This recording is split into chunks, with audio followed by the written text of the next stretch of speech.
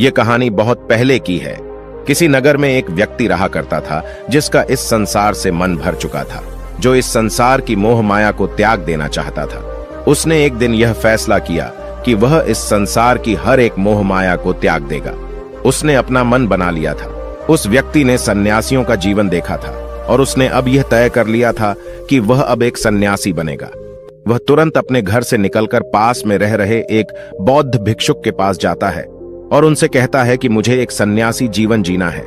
मैं इस संसार की मोह माया को त्याग देना चाहता हूं। इस पर वह बौद्ध भिक्षु उस सन्यासी से कहते हैं कि क्या तुम सच में सन्यासी का जीवन जीना चाहते हो? इस पर वह व्यक्ति उस बौद्ध भिक्षु के सवालों का जवाब देता है और कहता है, जी बिल्कुल। वह व्यक्ति कहता है, मैंने तय कर लिया है कि अब मुझे इस संसार की मोह माया को त्यागना है। उस वृद्ध की बात सुनकर बौद्ध भिक्षु कहते हैं, तो ठीक है, लेकिन तुम्हें मेरी एक बात माननी होगी। इस पर वह व्यक्ति कहता है कि मैं आपकी सारी बात मानने को तैयार हूं। इस पर वह बौद्ध भिक्षु उस व्यक्ति से कहते हैं कि आज के बाद तुम मुझसे कभी नहीं मिलोगे। जब मुझे जरूरत होगी तब तुम्हें खुद ही बुला लूंगा। हमारे आश्रम में 1000 सन्यासी रहते हैं।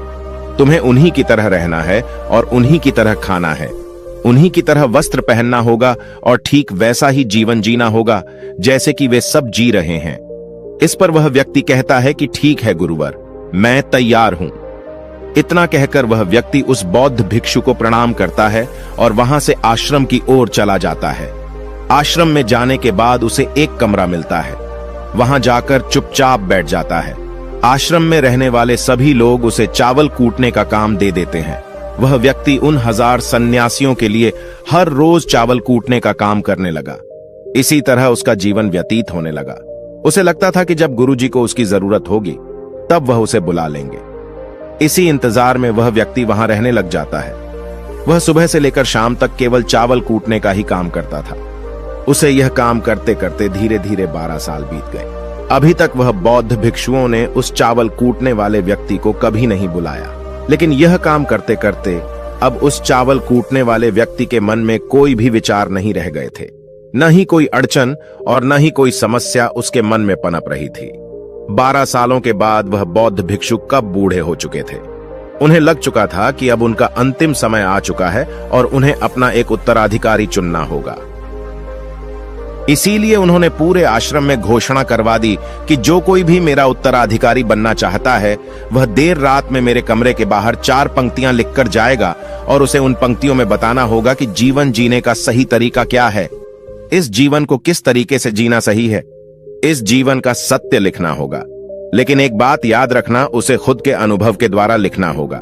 किताब में कही हुई बातों को नहीं लिखना होगा या कहीं से नकल मारकर नहीं लिखना है। जो भी यह बताने में सफल हो जाएगा वही मेरा उत्तराधिकारी होगा। आश्रम में जितने भी लोग रह रहे थे वह सब उस बौद्ध भिक्षु को बहुत मानते थे। कोई भी उन्हें धोखा नहीं देना चाहता था। सभी भिक्षुओं के मन में यह चाहत थी कि वह उनका उत्तराधिकारी बने, लेकिन कोई भी यह काम करना नहीं चाहता था।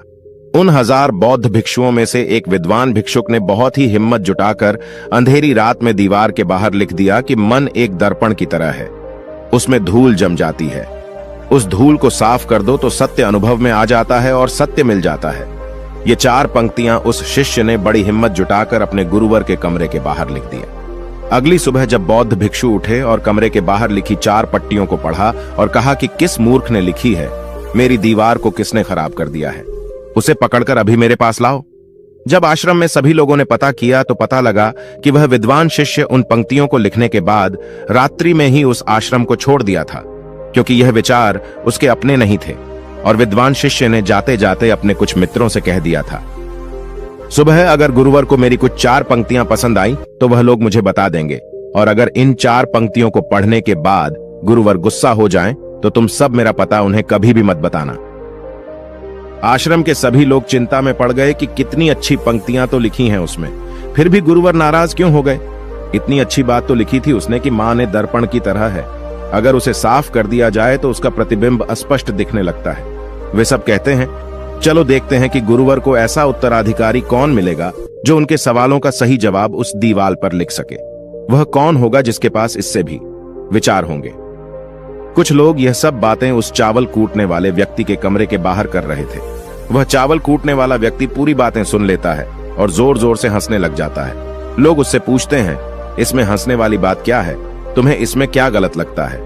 वह चावल कूटने वाला व्यक्ति कहता है, गुरुवर सही तो कह रहे हैं कि किस नासमझ ने यह सब लिखा है। इस पर वैसे लोग गुस्सा हो जाते हैं और उस चावल कूटने वाले से कहते हैं कि तुम्हें क्या पता, तुम तो 12 सालों से सिर्फ चावल कूटने का ही काम कर रहे हो। तुम्हें किस बात का ज्ञान है? ना तो तुम्हें शास्त्रों का ज्ञान है और न ही गुरुदेव ने तुम्हें कभी ज्ञान दिया। अगर तुम्हें इतना ही ज्ञान है तो तुम ही क्यों नहीं अच्छे शब्द बता देते? वह व्यक्ति हंसते हुए कहता है कि ठीक है, मैं जरूर बता दूंगा, लेकिन इतने सालों से मैंने लिखने का अभ्यास नहीं किया हूं तो लिखना मैं भूल गया हूं। मैं बातों को जरूर बता दूंगा, लेकिन किसी को मेरी बातें लिखनी होगी। और यह भी याद रखना कि मुझे उत्तराधिकारी बनने का कोई भी शौक नहीं है।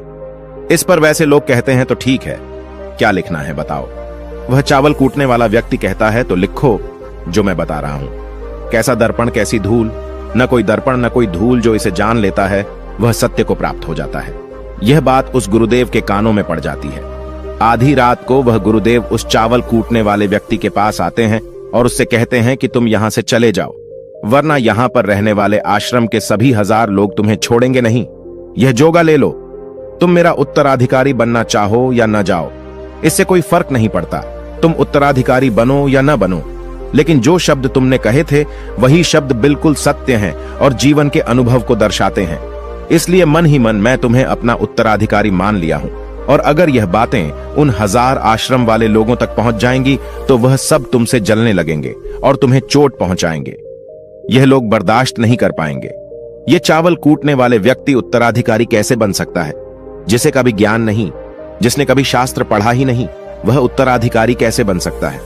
वह भला कैसे सत्य को प्राप्त कर सकता है? और यहां पर शास्त्र जानने वाले सभी लोग सर पीटते रह जाएंगे। इसलिए तुम यहां से चले जाओ, कहीं और अपनी दुनिया बनाओ और वहां के लोगों को ज्ञान से भर दो। इस पर महात्मा बुद्ध ने भी अपने एक शिष्य से कहा था, जब तुम्हारे मन की सारे विचार शांत हो जाएं, तुम्हारे भीतर विचार आना बंद हो जाए, उस दिन से तुम्हें सत्य का अनुभव हो जाएगा। तुम सत्य का अनुभव करोगे, खुद को भी और इस ब्रह्मांड को भी समझ पाओगे। और यही बुद्धत्व प्राप्ति का पहला कदम है। मन को शांत करने का पहला तरीका जो बौद्ध ग्रंथों में बताया गया है वह खुद के विचारों पर करना। इन्हें अच्छे से समझना कि आखिर आपके अंदर कौन से विचार उत्पन्न हो रहे हैं, आपके अंदर आखिर क्या चल रहा है। उन्हें अच्छी तरीके से और जागरूकता के साथ समझने की कोशिश करना, न कि अपने विचारों को दबाने की कोशिश करना। अगर आप अपने मन के विचारों को दबाने की कोशिश करते हैं तो यह गलत होगा, जिसकी वजह से मन और तेजी से भटकने लगेगा और बार बार भटकेगा। लेकिन जब भी आपको लगने लगे कि आपका मन बहुत तेजी से भटक रहा है तो तुरंत आप उस पर ध्यान देना शुरू कर दें। उसको जागरूकता के साथ देखें और अपने विचारों पर ध्यान दें। निरंतर प्रयासों के बाद आप पाएंगे कि आपके अंदर विचारों को जागरूक होकर देखने की एक आदत सी लग गई है। लेकिन उसी के साथ आप यह भी देख पाएंगे कि आपके मन में बुरे विचार अत्यधिक उत्पन्न हो रहे हैं। आपके मन में जो भी विचार उत्पन्न हो रहे हैं वह सकारात्मक भी हो सकते हैं और नकारात्मक भी। उनसे आपको कोई भी छेड़खानी नहीं करनी है, बस आपको अपने प्रयास पर काम करते रहना है। लेकिन यह अभ्यास आप लगातार करते रहे हैं तो एक समय आने के बाद आप अपने विचारों को नियंत्रित करने में सफल हो जाएंगे और उसे रोक भी सकते हैं। तब जाकर आपको असली शांति और सुकून की प्राप्ति हो जाएगी। तब आपको किसी भी प्रकार की चिंता नहीं सताएगी, क्योंकि आप खुद पर विजय प्राप्त कर लिए हैं। आप अपने विचारों को नियंत्रित कर सकते हैं। दोस्तों, इस वीडियो में बने रहने के लिए सच्चे दिल से आपका बहुत बहुत आभार।